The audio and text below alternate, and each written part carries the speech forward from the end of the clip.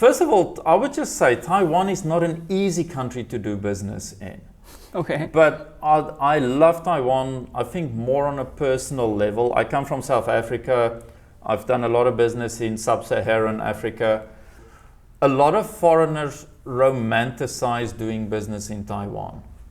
To do a business here is exceptionally high. You need to have very, very high standards in order to succeed. Check the mic and make sure it sound right, boys. What's up, what's down, what's going on around? This is Startup Taiwan Foreigner's Business Guide.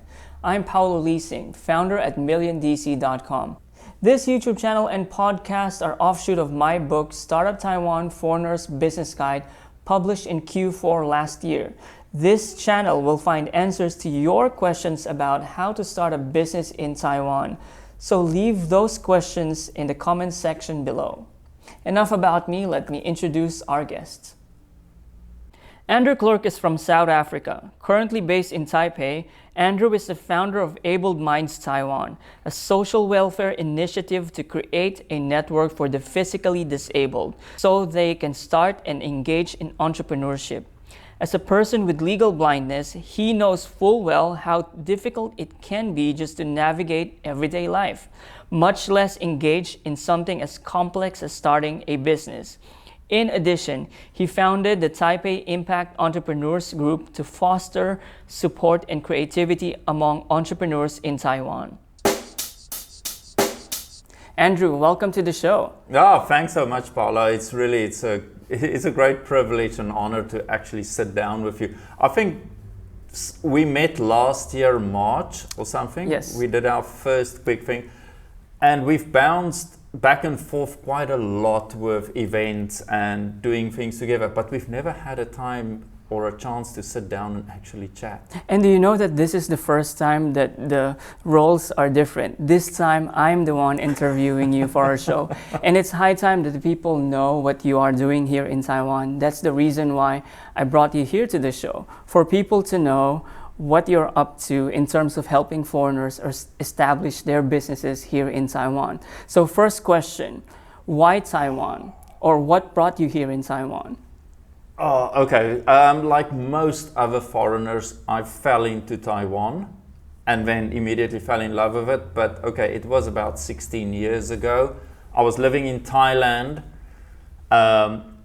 just at the turn of a millennium. Yeah, I'm that old, okay. Or century, people would say. I was living in England, and then my long-term partner passed away, and I just felt I had to take a break. I was running a very big construction company in England. So I decided I'm just going to chill out in Thailand for a year. So as a foreigner in Thailand, you have to do a lot of visa runs all the time. So I did Cambodia and Vietnam, and then eventually it was like, I ran out of countries to do quick visa runs. And then I looked at the map and it's like, oh, there's this island just here off the coast of the mainland. I was like, hey, that looks nice. So I went over there and I had a return ticket 10 days after my arrival here. And about 5 days later on, I just phoned my hotel in Thailand. And I said, I'm not coming back. I'll send someone to pick up my stuff. I just fell in love with Taiwan the moment I came When was here. this? You say you were in Thailand? 2004, 2005. Okay. And I absolutely just fell in love with Taiwan. It was just... But when did you officially start living in Taiwan? I know you've been coming back and coming in and out of Taiwan, but you've made a decision to finally live here. When was that? I lived here for about 5 years and doing business and coming back and forth. And then in 2012, myself and my partner moved back to South Africa. We had some business obligations that we had to move back for. And about 2 and 3 years ago, we said, listen, we're going to move back to Taiwan. Mm-hmm. And they were also going to go, it came out that they're going to legalize same-sex marriages. So we were like, okay, cool. We'll move back. We can legally move back then. For the record, your partner is Taiwanese, right? Yes, he's Taiwanese, and he's also in business, which really helps me a lot. Okay. Because that's one thing I'll just jump right into. If you want to do business in Taiwan, you need Taiwanese business partners. I was about to ask you. No, I'm just going to jump straight into Okay. it. And we can continue that. It's really important to have Taiwanese business partners here. Okay, so let me get into the startups that you have. I know you have 2 startups. Could you quickly, we've done a little bit of like research of what you do. You have Able Minds, and at the same time you have Taipei Impact Entrepreneurs. Could you expound further on what those are? Okay, well, last year, May 2020, I started the Taipei Impact Entrepreneurs meetup group merely out of frustration to start socializing with people again, because coronavirus pandemic kicked in earlier in the year and everything got shut down. Just prior to the coronavirus, I had 3 meetup groups for entrepreneurs, one for students, one for professionals, and one for entrepreneurs. And it was quite time consuming on my behalf, but it was nice. I loved it. But it was 3 nights a week. I was really crazy busy. And when coronavirus kicked in, shut that all down. And in May 2020, I was fed up. I just needed my being able to socialize with people. And all the events and meetups were cancelled during that time period, and I thought, no, I'm just going to start it. So I started the group Taipei Impact Entrepreneurs, and I pulled together all the groups I had before, invited all the people, and it just took off enormously. It is. It now has like 2,000 plus followers on Facebook, and every time you go live, you get like thousands of views within 2 or 3 days. And for the information of everyone, there's not a lot of like foreigners in Taiwan. So if you get like 1,000 views within 2 days, that's a good indication. Yeah, I'll be honest with you. I'm surprised to see the amount of followers we get. But I also think there's an incredible need for information for foreigners who wants to start businesses and startups in Taiwan. I mean, it's like your book, that's how we connected as well. Yes. It's incredible information that people must have and need right now. We're definitely in the space where, we're in a position where we can give up information to people, because I've been here for a very long time. You've been here for a long time. We're both in a startup entrepreneur scene, and yes, we can help the people. And I think that's why we're getting so many eyeballs and ears on our platforms. Yes. Earlier you mentioned that you actually fixated yourself into staying in Taiwan, but obviously the question is, why Taiwan? I mean, you've been to different countries. You were in Thailand, you were in the UK, being a South African. So why Taiwan then? Yeah, no, look, I've lived in many countries. I've actually had operations in nearly 60 countries in the world. And business operations. Yes. But first of all, I would just say Taiwan is not an easy country to do business in. Okay. But I love Taiwan, I think, more on a personal level. I come from South Africa. I've done a lot of business in sub-Saharan Africa.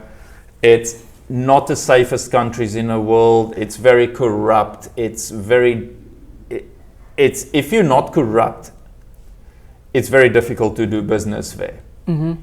But what I love in Taiwan here, things are laid out relatively black and white. Mm-hmm. I know a lot of people who have been living here long term are going to immediately disagree. But things are relatively black and white.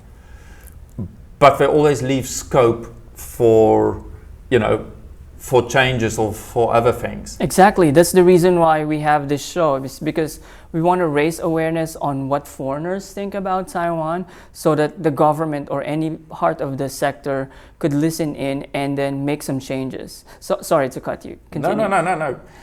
So yes, I think to start a business here is extremely difficult. Not just from, let's say, an entrepreneurial perspective, from registering a business and getting a bank account and all that kind of jazz. It's really difficult. I think that the Taiwanese government can really make it a lot easier. I mean, even in South Africa, about 5-6 years ago, my Taiwanese partner went there to live there with me, and while he was there, I was running my things, and he decided, well, he's going to start a business. He just went and registered a business. It was within 2 weeks, it was registered, it was legal, he could trade, he could do anything. You cannot do that in Taiwan. It's just such a big rigmarole. It's really difficult. But yes, okay, it is possible. Mm-hmm. It just takes time and it's frustrating. What's the most common pain point, for example, that you've encountered? For example, I know you're still registering your business. You also have another one, right? The Abled Minds, Yep. Taiwan. And what's the painful part of registering your business? Well, okay, it's sort of, first of all, the main problem was figuring out, let's talk about, say, Abled Minds, because that's actually a charity organization. Mm-hmm. It is. We're a social benefit organization that provides entrepreneurship training to disabled people. So the initial thing was, shall I register it as a charity, NGO, or as a full-on business? And it basically just turned out that the NGO charity legal entity is such a draconian system here in Taiwan. It was the laws were actually written about 38 years ago and has not been changed for an NGO. So it's very draconian. So eventually we registered Abled Minds just as a full-on company. Mm-hmm. Because that's a lot more in touch with current times. So for me, I think that took more than 2 months to just actually figure out what shall we legally register the organization as. Is the problem more on you're not able to understand the laws because they're all written in Chinese, or is there more to that? Because one of the concerns, at least the most basic concern for foreigners, is that they would have figured it out if all of them were written in English. But going through all these websites wherein some of them actually have English translations, but it's still not clear for them. Yeah, no, look, first advice to any foreigner, get yourself a native speaker who is absolutely native in Mandarin, Taiwanese, and English. Not just good in English, they need to be native. Okay. Fortunately, my partner he speaks all three languages in a native way. Yes, the government websites, they do suck, they're not good. In Mandarin, they're fine. But the translated versions are not good. There are discrepancies. And remember, we're talking about legal terms here. Mm-hmm. Small discrepancies can make a big difference. What I found difficult was, for instance, yes, you can speak to the Small Business Administration, but they don't have a knowledge on what taxation is involved with, say, an NGO or an LLC. So you have to bounce from one department to another, and so you get to the taxation department, and then they're like, yeah, but we're not sure what goes on in that department. So it's basically a massive puzzle. Mm-hmm. You get all these clear little pieces, crystal clear little pieces, but you need to figure out how to put those things together. I think what you were talking about is someone to actually interpret the laws and put them in a neatly organized way.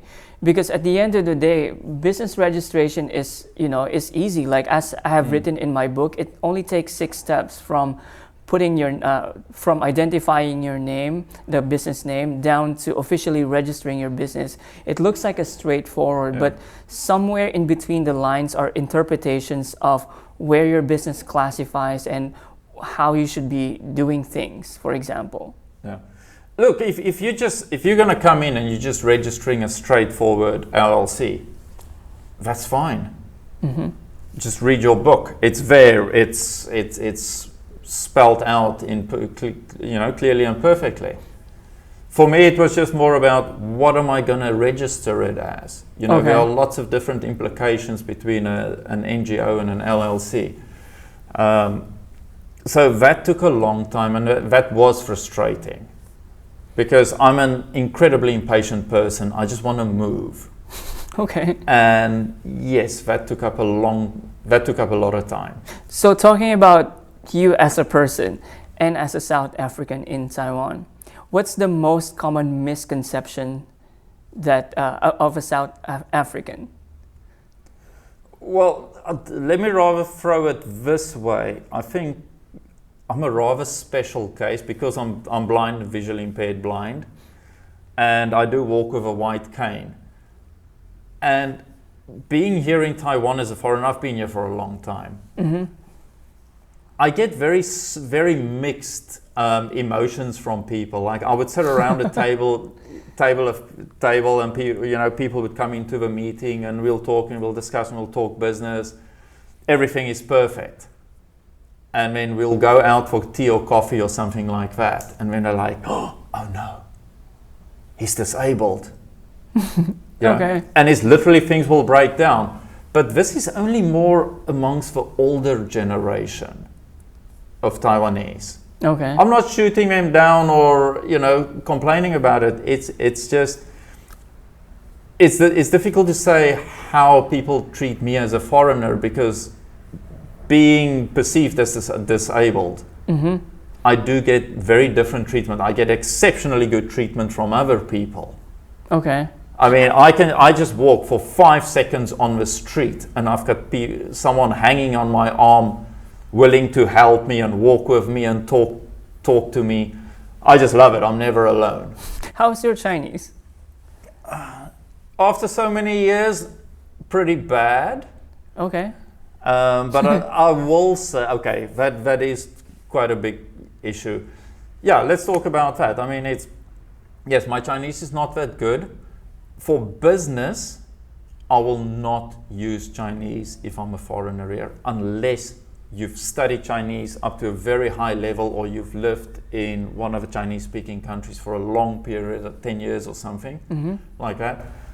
I will not use Chinese in business, especially when it comes to terms and conditions, contract agreements. I will not use it.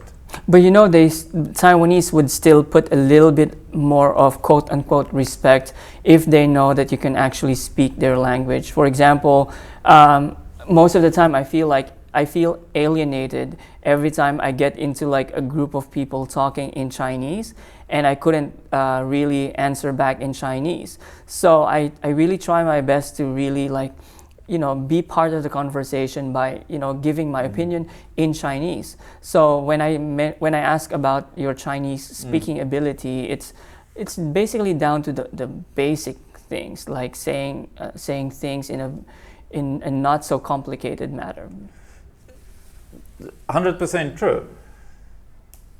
It's okay. What I've from my experience. Okay, so I would go with say someone like my partner, who is native in all the different languages. And yes, I can help myself, I can speak quite a bit. But the moment the person you're talking to, let's say it's a Taiwanese local, the moment you start talking business and they figure out that you can speak some form of Mandarin, they totally turn over to Mandarin fully, even though they do speak fluent English. And then I immediately feel alienated because then we have to go through the whole translation train, and that can be quite annoying.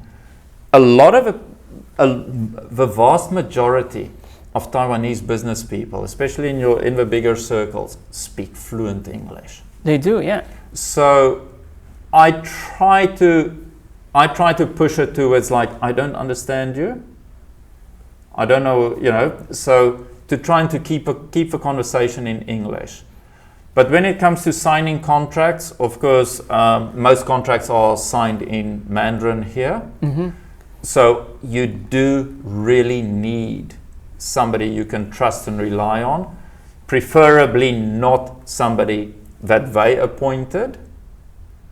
You know, it's somebody, you need to get yourself an interpreter or translator who really knows what's going on and who understands your needs. Because, I mean, people here, Taiwanese are very, very loyal people. They're very honest people. They don't go out to screw you. But things do get lost in translation. Correct. I'll pull the questions towards Taipei Impact Entrepreneurs. So startups in Taiwan, as you know, are like in different stages. Some are like at the very beginning stage, in the middle stage, and some are actually like people who are generating revenues. And Taipei Impact Entrepreneurs group is somehow attracting those foreigners who are just coming to Taiwan, and you know, they don't know what to do, but they only know they want to start a business. Is there anything like a common theme of the problems that they bring to you, or that you notice whenever you have your group meetups? It's still every Tuesday, right? Or Thursday? Thursdays. Okay. Yeah, Thursdays. Well, first thing, when I started the group, it was my main aim initially was not to have it as a foreigner-only group. I don't believe, you know, I want everyone to be inclusive. So at the beginning, we were very well balanced, 50-50, you know, local Taiwanese entrepreneurs and foreigners. But I think because it was mainly done in English, sort of the locals felt a bit, you know, overwhelmed and sort of stopped attending it. So yes, we are sort of pretty much a foreigner group at the moment. And also, yes, because my thing was I just wanted to create a social networking event. So nothing in a niche specific market. Why I really started this was I ended up going to, you know, I started going to a lot of networking events when I first arrived here. Most of them are tech heavy. They're very tech specific niche areas within the tech market. You get there, that's all they talk about. It's just that specific technology and etc. and app development, coding and programming. And it was like, and I just felt like, but what about the other people? You know, people who are working in education and tourism, food and beverage. There's just nothing for them. And so basically what I decided to set up, I just want to set up a social networking thing, just where people can come and sit and throw their pain points out on a table and people can just chat randomly about it. Doesn't matter from which background you are or where you're from or what your intelligence level is or anything. You can just talk about it. And that's sort of what happened. And yes, so we did start attracting people, the majority of entrepreneurs or people who want to become entrepreneurs, you know, people who have just ideas in their heads, but they don't know how to go from 0 to 1. I know like two people who started going into the group who now have their businesses up and running just because they started like bouncing off ideas with everyone in the group.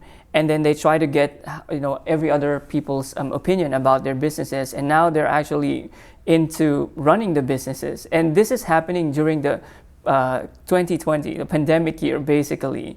And now you've seen them announce in our line group that they have started their own businesses. I saw the messages from the one person this morning that he launched his business, and frankly, I mean, when the guy started pitching his ideas before, I was like, oh no, just one of those again. Now, with all respect, I know him very well, and and this morning when I saw the message that he launched his business, I was like, wow, that's super cool. That's really, that's what I like to see. Yes, a number of people have started to form partnerships. A lot of people have started doing business with each other in a sense of, you know, one is supplying the other one with goods or services, or they exchanging technology or ideas with each other. That's really what I want to see. It's initially my motto logo was connecting people to people, people to businesses, and businesses with businesses. So it was really just connecting people in a very social environment.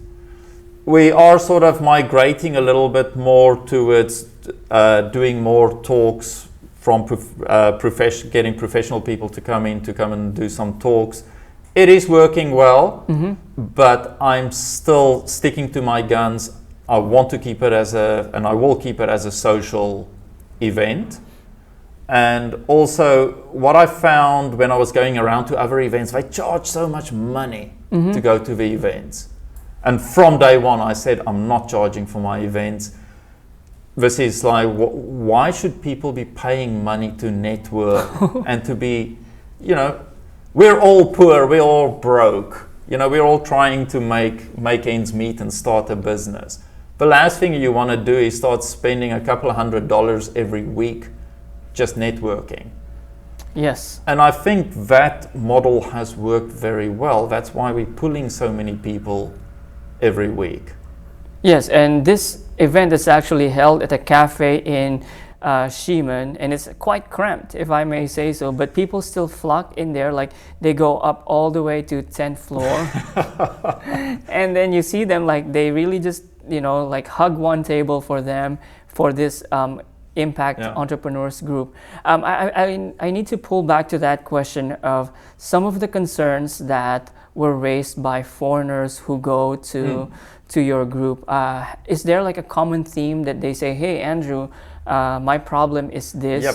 Okay, sorry, I did venture off there a little bit as usual. Yes, okay, so common problems foreigners do face here. I think I don't want to make too many enemies here, so I'll try to keep it short. A lot of foreigners romanticize doing business in Taiwan, whether they're outside or they've been teaching English here for a couple of years and now want to migrate over to entrepreneurship. So they romanticize this concept of, it's so cool to be an entrepreneur. You can work at your own time, make your own decisions, no boss, no screaming children, stuff like that. It's the issues in Taiwan is the entry bar to do a business here is exceptionally high. You need to have very, very high standards in order to succeed. And the second problem, which people don't know so much about, is that the pay point is very low. Pay point meaning not pay point. For instance, like the book you wrote. I'm surprised that it's selling for such a low price in Taiwan. But if you had to sell that book in your book in the US or in the UK, you're going to pay 3.5, 5 times more for the same material. So that goes for anything like coaching, training courses, consulting work. Here, you get paid enormously little. Correct. For the same. And those are two misconceptions that people have. They don't understand, they don't realize how high the standard of work is, and second of all, how low the pay point is. The vast majority of entrepreneurs, foreign entrepreneurs here, they complain, okay, visa problems are always one, though it's not overly difficult. The Taiwanese government is very lenient with the visas that are offered compared to other countries. But a lot of people do take it for granted. They turn up here. There are rules and regulations. You need to, for certain visas, you need to have a bachelor's or master's or PhD degree. You need to have certain amount of experience. People come and they want to apply for those visas. They don't qualify for it, and then they complain, oh, the government, it makes it so strict. No, it doesn't. It has to keep certain standards. So visa problems, and then also finances. A lot of people either got caught up here during Corona, doing a bit of English teaching or doing a bit of teaching illegally, which is fine. They get cash in hand. But it's fine. People do it. And even the government knows it, but the government let it slide. So a big problem is, yes, people don't have money. A lot of people who want to start business don't have money. One big thing that I would throw in, a lot of people come with a foreign ideas, business ideas, and think it's going to work here. No, it's not. It's very, very rare that something that was proven to work back in the UK or the States or South Africa, Australia, that it worked there, the chances that it's going to work here are very slim. It's totally different culture, different people. Also, population density is very different here. The population size is different. Those are factors people need to keep in mind when I come and start doing Plus the business. Culture thing, right? Especially if you're coming from a Western country coming into Taiwan, then it's a totally different culture. Taiwan may be forward-looking, but in terms of forward-looking in a way that it implements rules in attracting foreigners. You mentioned about gay marriage being legal here. At the end of the day, the Taiwanese themselves are pretty much conservative people as well. So the culture difference is still big. Definitely. I mean, I did quite a lot of work with bankruptcies in Taiwan. And the major cause of bankruptcies here, the major cause is communication. That's always communication. But for foreign-owned companies in Taiwan, it was cultural differences.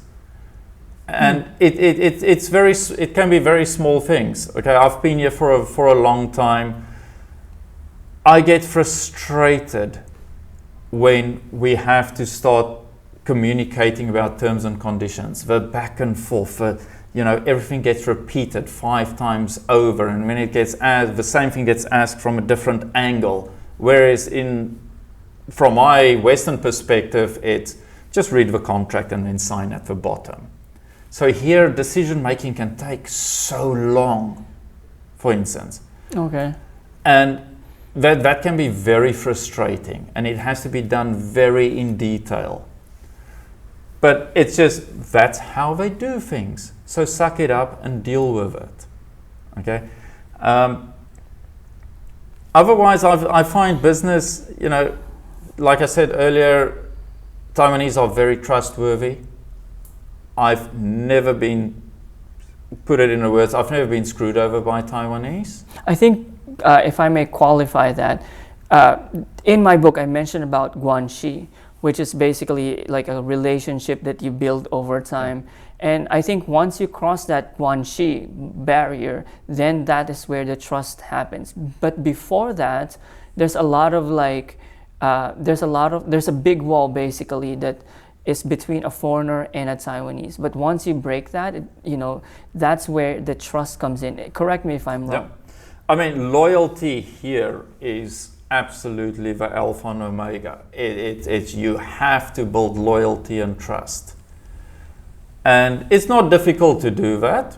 You just have to be loyal and trustworthy. And literally, and you have to prove yourself. That's how they do it. In Western cultures, we do job hunting or business hopping, job hopping a lot and business hopping a lot. Like we chop and change quite a lot. Like a resume from a person in a Western country is just not going to work. If they're going to look at your resume and but why did you leave a company after 6 months and it's like, no, you need to stick to your company. And same goes in business. It's if you want to build up a supply chain here, loyalty is incredibly important. Both myself and my partner, we've done a lot of business with people in Taiwan and in mainland China. And I'll give some of our mainland suppliers respect in that terms as well, that once you've built up the loyalty, the terms and conditions might not always be favorable at the beginning. But as loyalty is built up, negotiations become so much fun. It becomes so much more, they're very open to change and be more lenient to you. So yes, build loyalty. I don't want to say never try to bargain, but stay away from bargaining. It depends on at what level business you're doing. But bargaining usually happens because you feel like, for example, you don't have enough cash to pay for goods and services. So how do you marry those two things? Well, okay, it's the way they see it. The thing is, if you start bargaining, then they like, okay, well, you're not going to be loyal to me. You're always going to be looking for something cheaper or something more favorable somewhere else. So it's a slippery slope to be on. Okay. In business. So the best thing is to do your homework really well from the beginning. It's when we did quite a lot of trading with factories and exporting work, we used a lot of aliases to communicate with suppliers initially to sort of figure out, okay, what's your price? What's the terms and conditions? And then once we go to them to negotiate as ourselves, we already know what they would be charging and what's coming our way. Mm-hmm. So yes, research. Know what you're talking about. Know what you're doing. This is another thing I'll just quickly throw in about a lot of foreigners in our group. A lot of them just turn up here in Taiwan and they're like, okay, what shall I do? Yeah, you're correct. I mean, if I may butt in, I think I've observed the same thing. Like, foreigners will come to Taiwan and don't know what to do, but it's actually a factor of there is COVID-19. Taiwan is in the news as a safe haven for foreigners to still allow talented people to thrive. But the thing is, many people will just come in here and still don't know what to do. See, like you use the right term, they're talented people. You know, it's a very good place. It's the El Dorado for people talented people to thrive in, but it's definitely the Waterloo for the rest of them. There's going to be a massive problem coming soon to Taiwan in the sense of once the water gates are opened up, you know, once COVID-19 clears up and travel can start again and borders visas are being issued, we really in Taiwan, we're really going to sit with an issue with a tsunami coming in. Sorry for the terms, but you're going to get a lot of sludge coming in. You're going to get a lot of wastewater, and you're going to get your different layers up to your clean drinking water coming in. Okay. And it's going to have to be filtered out one way or another. I get anything between 40 to 100 emails and messages every day of foreigners wanting to know how can they come in, what can they come and do. And you know, I gave you an example earlier before shooting. It's last week somebody sent me a message saying, oh, he's from the States, he never traveled abroad, but he's coming to Taiwan because he sees there's a massive need for his business that he's going to put up. So I was like, okay, what great business are you going to do? No, he's going to put a Puma shoe shop up in Taiwan. Okay. You know, people need shoes in Taiwan. And okay, so it's never been my thing to just shoot a person down immediately and say, that's pretty idiotic, but okay, I'll be nice. And so I asked him, so okay, how much money have you got? And he said, I've got 20,000 US. So, okay, for 20,000 US, you want to buy an international brand, the right to sell an international brand in Taiwan. You're going to have to set up a shop in a trendy area. That money is gone in one day. Plus, it's not We already have a Puma brand in Taiwan. We have all the brand. People wear shoes in Taiwan, okay? They wear very trendy shoes.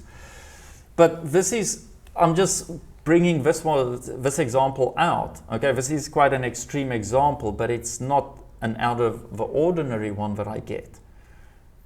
People I don't know what, I've never Wikipedia Taiwan. I don't know what is on there. But somehow people are very misinformed about what Taiwan is. I mean, it's a very advanced country. It's one of the only countries in the world that managed to sidestep the coronavirus pandemic. I've met someone, just like a side story, I've met someone who flew all the way from the UK, and this person has a collection of pairs of shoes, nice pairs of shoes. But when I asked this person about why didn't you bring them over to Taiwan? And the person told me that, because I didn't think Taiwan, would appreciate these kinds of shoes. And I was like, dude, Taiwan is actually a first world country. People wear different kinds of shoes. Name your brand and it's actually in Taiwan. So I think going back to what you said, just doing a quick Google search of what Taiwan is will give you a good flavor of what it is. But some foreigners actually come to Taiwan without doing their basic research of what this country is all about. Well, it's another thing that I get a lot, and I'll use the word excuse. You can make your apologies. It pisses me off so much. A lot of people come in, even to my weekly events, and they'll come in and they're like, yeah, we came to Taiwan and we've got this educational program because we're going to really change the education system here because the education system sucks. It's like, wait, you're coming from the US, South Africa, Australia, UK, wherever, and you say that the only country in the world that sidestepped the coronavirus through intelligence, that their education system sucks. Yes, every education system in every country in the world sucks. There are issues with everyone, and there will never be a perfect education system.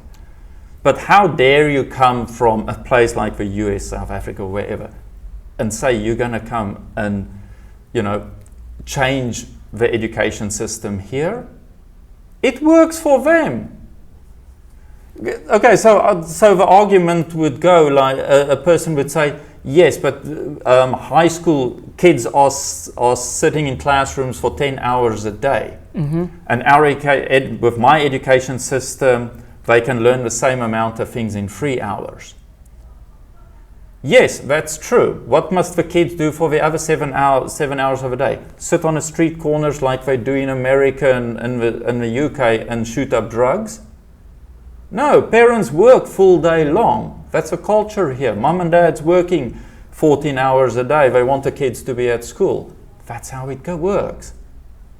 Okay. And at the end of the day, Taiwanese are all over the world. In the 1980s, the South African government imported an enormous amount, thousands of Taiwanese engineers. Why?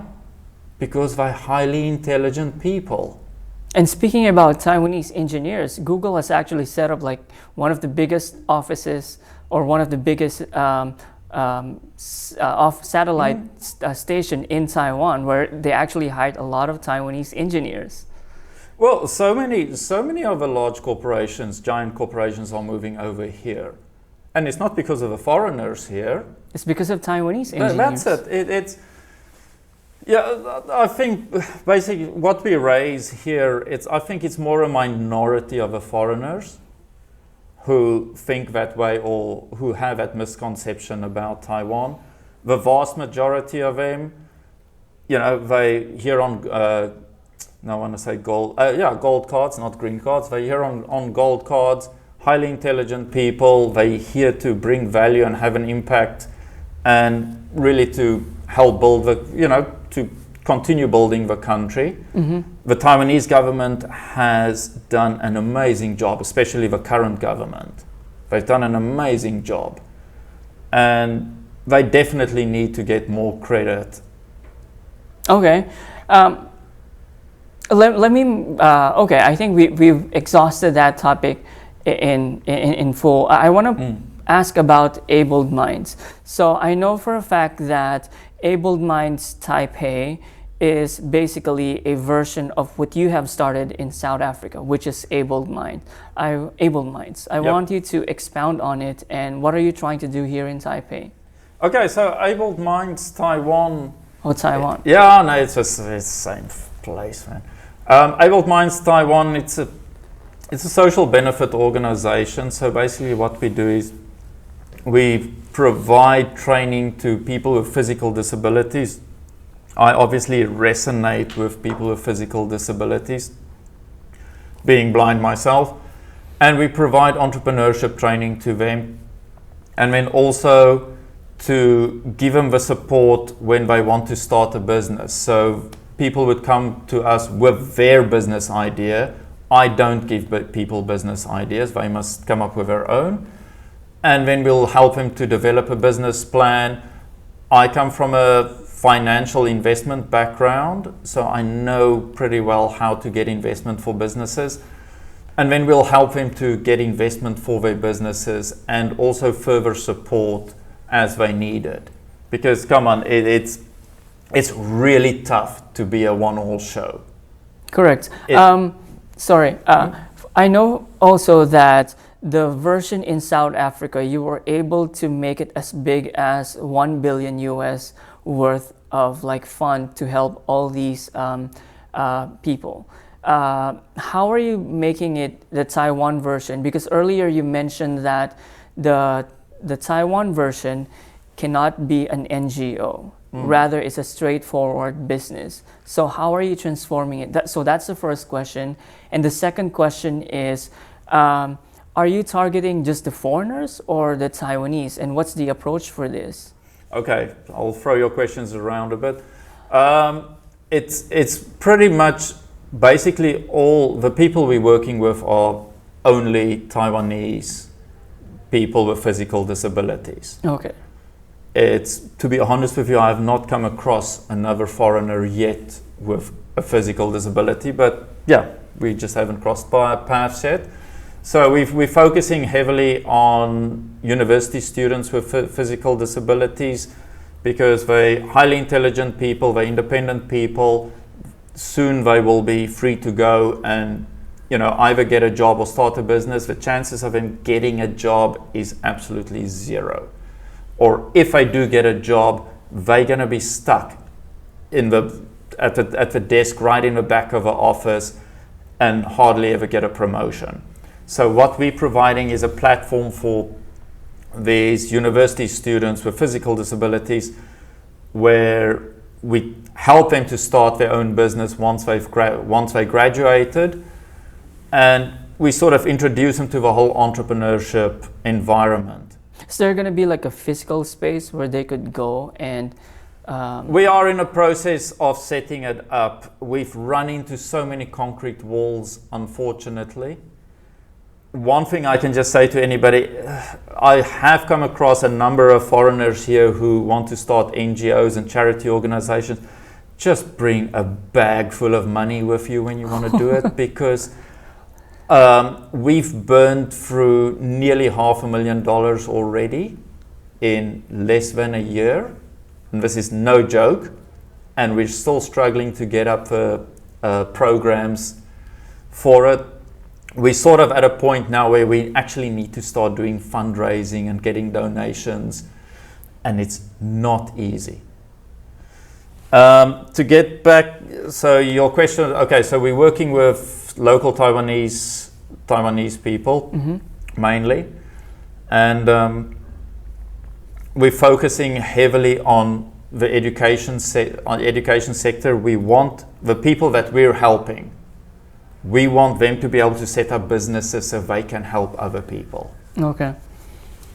Let's wrap this up with action item. What is it that Abled Minds currently needs or Taipei Impact Entrepreneurs need to move you forward? You need funding, you need help with what?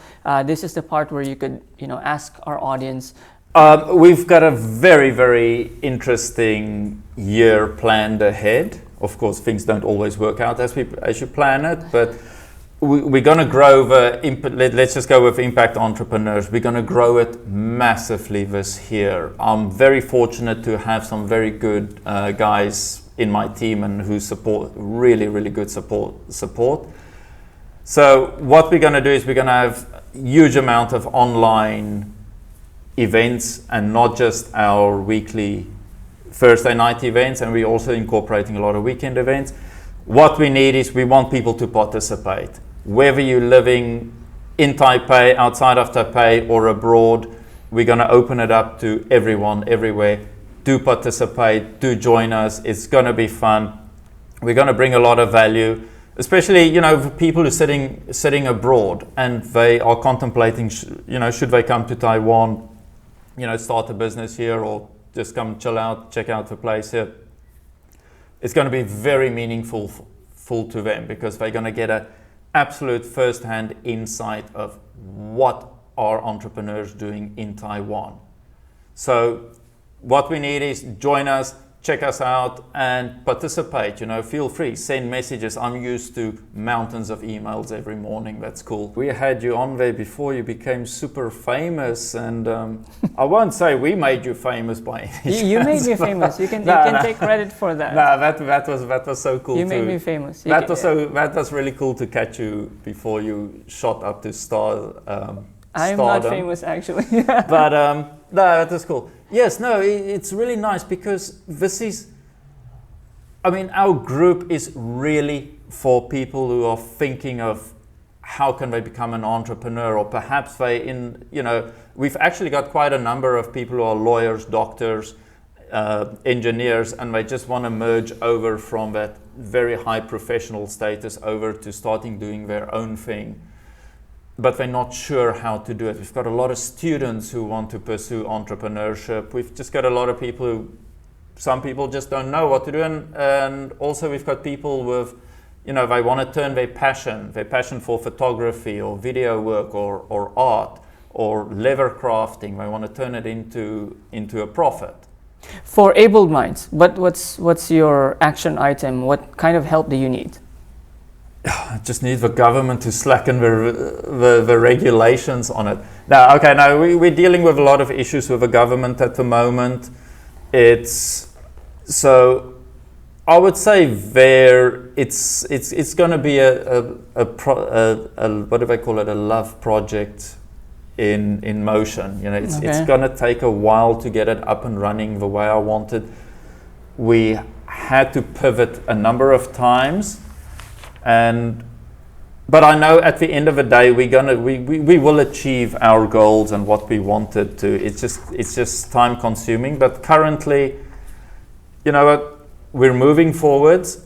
I do want people to basically just more to support us on social media, for instance, because it's really, when I look at the social media and I see the numbers climbing and people leaving comments, it's encouraging. Mm-hmm. Because currently what we're doing, it's mainly in our camp at the moment. Negotiations with the government, negotiations with other organizations and foundations for disabled people, and how we can collaborate. So it's very much, we have to sort out all these intricacies first. But I do like the backup we get from members, like saying, hey, nice, great job, man, move forward, we know you guys are struggling, but carry on, you're doing great. So yeah, just the encouragement is good. I love it. Thank you. Okay, thank you. So that's all the time that we have for now. If you have questions, leave them in the comment section below or email us at admin@milliondc.com. Give us a thumbs up and browse on our YouTube channel and podcast for more content. Until next time. Thanks so much, guys. Take care. Check the mic and make sure it sound right, boys.